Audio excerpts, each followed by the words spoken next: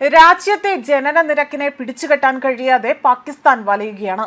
രാജ്യത്ത് എന്തുകൊണ്ടാകാം ഇരട്ടിയിലധികം സാമ്പത്തിക ബുദ്ധിമുട്ടുകൾ നേരിടുന്നത് എന്നതിനെക്കുറിച്ചുള്ള അവലോകനത്തിനൊടുവിലാണ് ഇത്തരത്തിൽ പാക് സർക്കാർ തങ്ങളുടെ രാജ്യത്തെ ജനസംഖ്യാ വർധനവാണ് അതിന് കാരണമെന്നത് ഇവിടെ എടുത്തു പറഞ്ഞിരിക്കുന്നത്. ഇതോടുകൂടി തന്നെ വീണ്ടും പാകിസ്ഥാന് വലിയൊരു നാണക്കേടാണ് തങ്ങളുടെ നിഴലിലേക്ക് വന്നു പതിക്കുന്നതും. പാകിസ്ഥാന്റെ ധനമന്ത്രി ഔറംഗസേബാണ് ഇത്തരമൊരു കണ്ടെത്തൽ നടത്തിയിരിക്കുന്നതെന്നും റിപ്പോർട്ടുകൾ സൂചിപ്പിക്കുന്നു. വർഷങ്ങളായി തന്നെ സാമ്പത്തിക ഞെരുക്കത്തിൽപ്പെട്ട് അവിടെ നട്ടം തിരിയുകയായിരുന്നു പാകിസ്ഥാൻ. എന്നാൽ ഇതിനു വേണ്ട നടപടി സ്വീകരിക്കാൻ കഴിയാതെ പാടുപെടുകയായിരുന്നു പാകിസ്ഥാൻ സർക്കാർ എന്നതും മനസ്സിലാകുന്നു.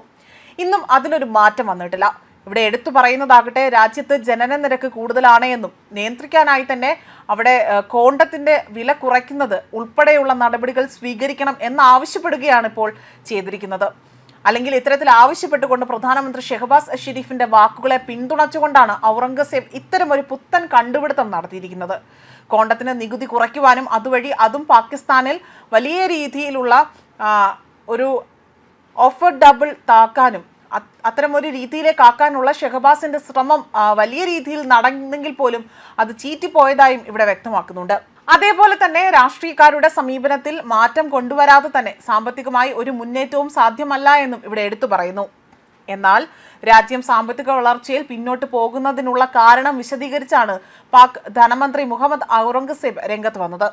ഇതോടുകൂടി തന്നെ അദ്ദേഹത്തിന്റെ വിചിത്രമായ ആ ഒരു നയങ്ങളും അല്ലെങ്കിൽ ഇത്തരത്തിലുള്ള ന്യായങ്ങളെല്ലാം തന്നെ ഇപ്പോൾ വലിയ രീതിയിൽ ചർച്ചാ വിഷയമായി മാറുകയാണ്.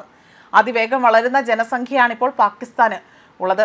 ഒരിക്കലും സാമ്പത്തിക വളർച്ച കൈവരിക്കാനാവില്ല എന്നതാണ് നിലവിലെ സ്ഥിതി. തുടർന്നാൽ പാക് ജനസംഖ്യ അധികം വൈകാതെ 40 കോടിയിലേക്ക് എത്തുമെന്നതും ഇവിടെ എടുത്തു പറയുന്നു. അങ്ങനെ വന്നാൽ ആർക്കാണ് ഈ രാജ്യത്തെ നയിക്കാനാവുക? ഇക്കാര്യത്തിൽ എല്ലാവരുടെയും സഹായം വേണമെന്നും അദ്ദേഹം അഭ്യർത്ഥിച്ചു.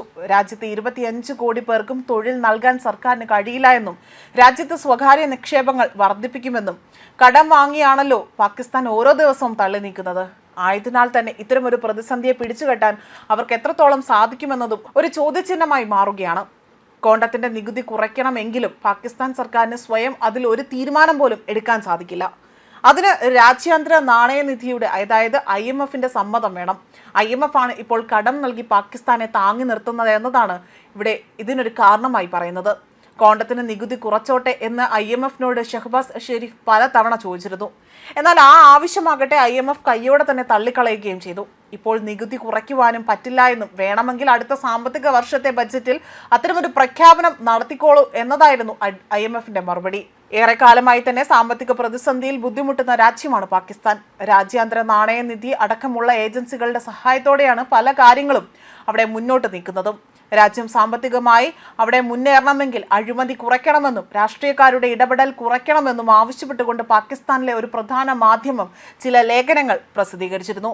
അതേസമയം ലോകത്ത് ഏറ്റവും കൂടുതൽ ജനസംഖ്യാ നിരക്കുള്ള രാജ്യമായി തന്നെ പാകിസ്ഥാൻ മാറുകയാണ്.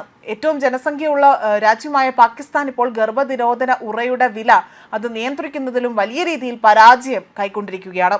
രാജ്യത്ത് ഗർഭനിരോധന ഉറയ്ക്ക് 18% നികുതി ഏർപ്പെടുത്തിയിരിക്കുന്നത്. ഇത് വളരെ കൂടുതലാണ് എന്നും കുറയ്ക്കാൻ അനുവദിക്കണമെന്നും പാകിസ്ഥാൻ രാജ്യാന്തര നാണയനിധിയോട് ആവശ്യപ്പെടുകയാണ്.